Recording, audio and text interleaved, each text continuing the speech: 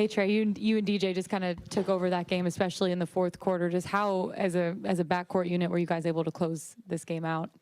I mean, we just took. I mean, it's supposed to be the guards. It's supposed to be able to control the games, and I mean, we consider ourselves two pretty good guards, and we got to be able to control the games when we have leads, and especially at home, just try to get a shot every possession and get the right one. So I think we did a good job tonight. We got to do it again Sunday.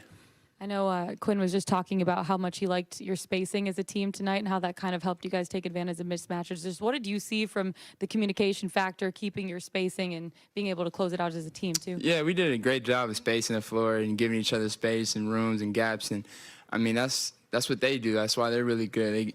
They got a lot of guys who can play, but those two guys, Jalen and Jason, I mean, they're the two heads of the snake, and they got to, I mean, have space to attack, and they do a great job, and we're trying to do the same thing. And I think we did a really good job of not spacing, and me and DJ did a good job of when we were getting to the lane, getting to gaps, and we still finding guys for shots too. So we did a little bit of both tonight. It was good. Trae, they were extremely, over here. They were extremely hot in the first half from three. What was the message in the second half to hold them to, I think it was like 30% shooting from three? I mean, some of the shots they were getting in the first half were kind of similar to the ones they got in the second half. They just missed some. So I think we did a really good job from start to finish on contesting and making it tougher on their shots, I mean, all night. And, I mean, they hit some shots early in the first half that kept them in the game. But as the game goes on, if you continue to contest and play hard on that end, it usually turns out in your favor. Trae, Coach talked about you and DJ and your leadership in that fourth quarter. You know Boston's going to make a run. What are those conversations like in the fourth quarter to kind of close them out? I mean, we all just telling each other to relax, and I mean, we all know teams are going to make runs, and we're going to make runs. So we just kind of tell each other to relax, and I mean, just get a stop and get a bucket, or vice versa. So it's really just trying to, I mean, cool our team down and make sure we get a good shot or a stop. Trae, they say it's not a series until the road team actually gets a win, and you guys, of course, defend the home court this evening. Could you talk to me about State Farm Arena's atmosphere this evening and how the fans were rocking and kind of giving you guys extra motivation? I mean, yeah, it was great tonight. I mean, the fans showed up and showed out tonight for sure. So, I mean, we're going to need them back Sunday because, like you said, the series don't start until somebody wins on the other person's floor. So we got to go back and take care of home on Sunday, and that's our main focus. But our fans showed out, and they really helped us tonight. Trae, I think most people figured it would take a while for you and DJ to sort of figure each other out this season, each other's moves, and anticipate things. Could you just sort of talk about that process, and was tonight as good as you think you guys have felt together in a game? I don't know. I mean, that's a tough question. You don't want to live in the moment too much. I mean, we won a game in the playoffs. That's big. But we've had some really good games together. So I don't consider this our best game together. I think this is definitely one of them. But it came at the right time that we needed it. So.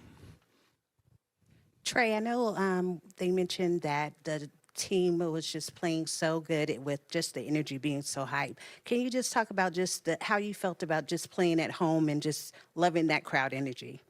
I mean, yeah. I mean, the crowd gave us a boost and an energy boost for sure that we needed.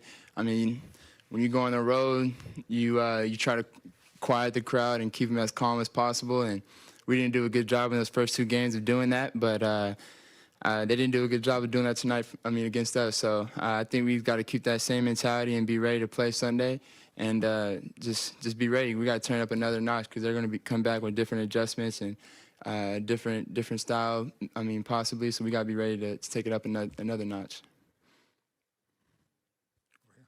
Trae, after what happened last year in the Miami series and the first two games of this series, you know, a lot of folks talking about how you had struggled in the playoffs and trying to get that going. Did you come in with a bit of a chip on your shoulder tonight? Is there some relief to have a game like this after the past few playoff games? No, I mean, I know I can play like this. It's, like I said last game, I wasn't worried. I knew I can play the way I need to. It's all about reading and making the right adjustments. I mean, last year was last year, and different situations. We didn't have our big man last year to start the series. So, I mean, this is a different year, different series, different team. So, I mean, a lot of people talk about last year and all this stuff, but we're in a different year now. So we got to focus on our team and our path.